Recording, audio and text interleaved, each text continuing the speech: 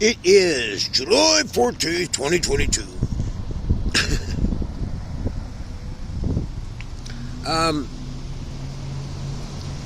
I hadn't thought about it up until recently about what the good parts of being homeless are. And you really got to take a philosophical outlook to see it no matter what. Prior to the pandemic, we had several years of off and on homelessness, accompanied by horrific circumstances of the cops and all this bullshit. I got videos on everything. So, and Tracy and I were never unsympathetic to homeless or to anybody. If somebody needed help, all they had to do was ask us, we would. We usually would give money to just about every homeless person we saw, unless they demanded it. At which point the old convict comes out and says, you can't tell me to give you my money. But if you ask, I might. Well, but I had no idea about the impossible nature of being homeless. Everybody thinks there's some kind of choice involved, and that's not necessarily true. People don't have a clue about what it is like to... You spend one day on the street, you might not be able to get off, because for someone to open their doors, there's usually a catch. And all these programs and everything that they say, they're full of shit. The nonprofits, everybody.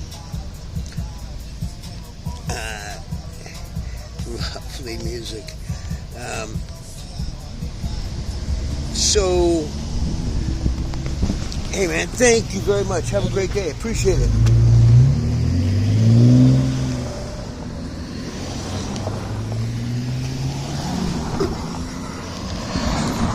But on the other hand, so before the pandemic even happened, we were shocked, found revelation, and then got jaded prior. So there was a foundation of disorientation prior to this. It wasn't like we hadn't had our world rocked. And in that regard, no matter what political alliance I could end up with, everybody hates us. And you get rid of little bug scares, then it turns out who you gotta pick on? The homeless. Well, so I don't have any preference really. But as the pandemic broke, and then Tracy made the remark immediately. She was the first person I knew who just did not believe it from day one. Sure enough, no excess deaths. Everything the conspiracy theorists said and say is probably true. I'm not sure. I doubt the flat earthers, but I can't prove that that's not true. So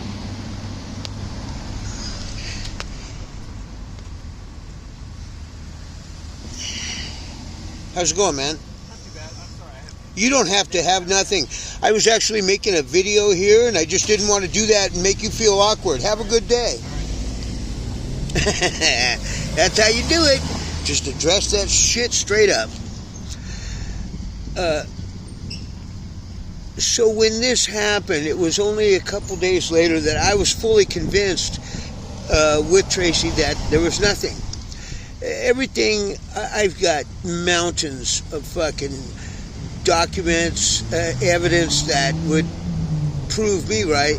The people that say that fact checkers, they have none. So it doesn't matter what they say. We're in a world of censorship and bullshit, and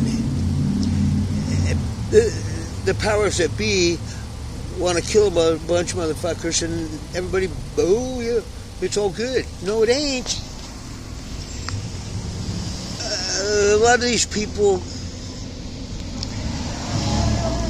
they don't know, and it's an incredible leap of logic to believe that your government would want to kill you, but that's what happens. Well, I don't know that I wouldn't believe it too if we hadn't already gotten shaken from our normal, because we were Democrats, very liberal, not liberal like, flag, waving the flag, but didn't doubt, hated Trump, the whole deal. And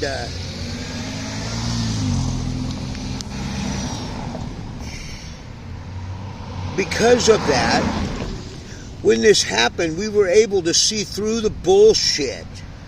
Now, I don't care what anybody believes, there's some really serious fucking consequences to getting vaccinated. And I thank God that I had enough wherewithal and Tracy to not be. We probably would have been had we, I don't know if we would have been, but it definitely made it easier to swallow.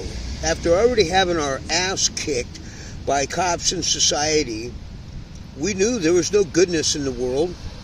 And it sounds like a backhanded insult or whatever like that. It's not really. There's a certain amount of gratitude for that.